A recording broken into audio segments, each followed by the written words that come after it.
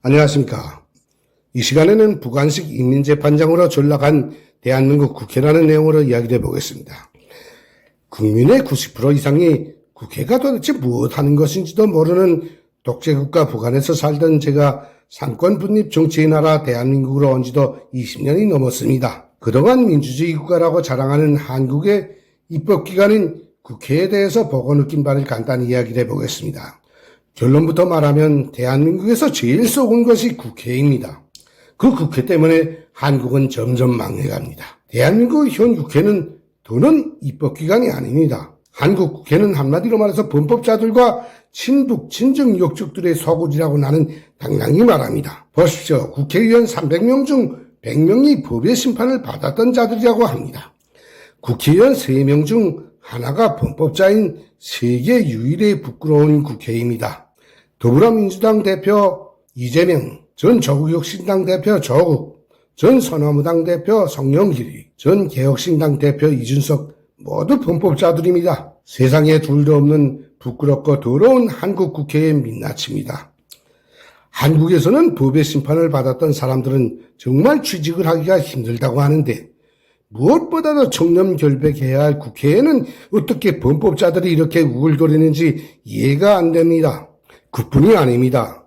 국회는 친북 친중 역적들의 소굴입니다.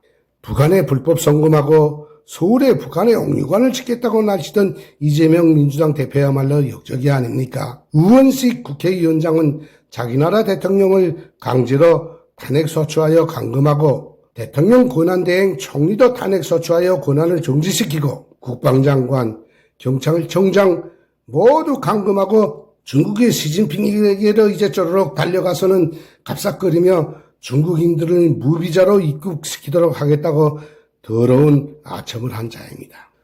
김일성이가 1970년대 중엽 대남공작 부서에 했던 교시의 내용이 생각나서 옮겨봅니다. 칠레의 아렌데 정권을 보게 되면 선거를 통해서도 정권을 얼마든지 탈취할 수 있다는 것을 알 수 있다. 그러니까 이제부터 남조선 국회에서도 국회 안에 뿌락지만 박아놓을 생각을 하지 말고 직접 국회의 의석수를 확보하기 위한 공작으로 전환을 해야 한다. 사실 대학 시절인 1280년에 저 교실을 들을 때에는 아니 저런 식으로 언제 남조선을 깔고 앉겠는가 하는 막연한 생각만 들었었습니다. 그런데 그때로부터 45년이 지난 지금 한국의 정치판을 보니까 김일성이 50년 전에 지시했던 꼭 그대로 판이 깔렸다는 겁니다. 김일성의 안목과 북한의 끊임없는 대남 조카 책동의 전율을 느끼며 거기에 동조하는 한국 정치인들은 모두 나라를 팔아먹은 역적들이라는 생각을 지울 수가 없습니다. 한국에 박힌 간첩들과 정부 역적들은 지난 수십 년 동안 김일성의 지시대로 대한민국의 국회를 장악하기 위한 갖은 모략과 책동을 끊임없이 해왔습니다. 결국 마지막에는 부정선거까지 동원하여 끝내 국회를 장악했습니다. 국민의힘당도 똑같은 반역 집단입니다. 국민의힘은 민주당이 저들의 죄상을 가리기 위하여 형식적으로 만들어 놓은 더불어민주당의 위성정당일 뿐입니다.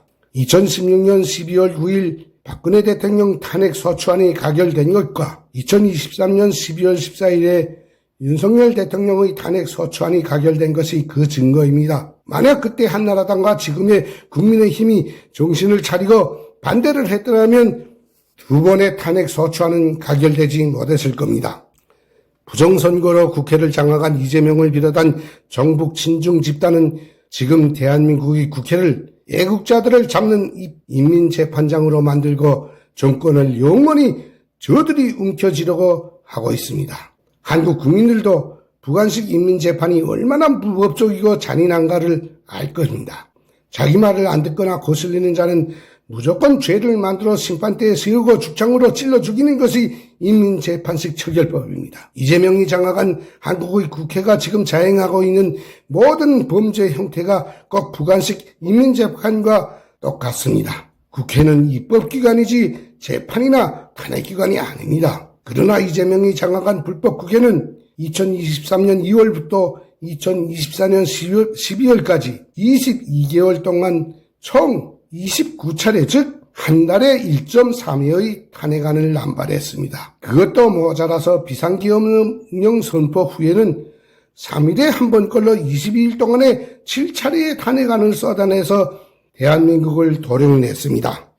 지금 한국은 대통령은 탄핵을 당했고 국방장관, 경찰청장 등 정부 장관들과 간첩들을 잡아야 할 군 정보 및 방첩 사령관들과 범죄자를 잡아야 할 경찰과 검찰의 수장이 모두 인민재판을 받고 감옥에서 죽을 날만 기다리고 있습니다. 대한민국은 사실상 무정부 상태를 넘어서 정북 친중 욕족들에게 완전히 장악된 상태입니다. 지금의 한국에서는 이재명이가 곧 북한의 김정은이고 더불어민주당이 북한의 노동당입니다. 모든 것이 이재명의 마음대로입니다. 꼭 장군님이 결심하면 우리는 한다는 북한식 그대로입니다. 대한민국 국민들 앞에 놓인 최고의 과제는 전 국민이 들고 일어나서 윤석열 대통령의 불법 탄핵을 철회하고 또 범죄자들이 소굴이며 불법으로 조작된 제22대 국회와 헌재와 선관위와 공수처를 완전히 해산해 버리는 것입니다. 오늘 방송 마치겠습니다. 김태산이었습니다. 감사합니다.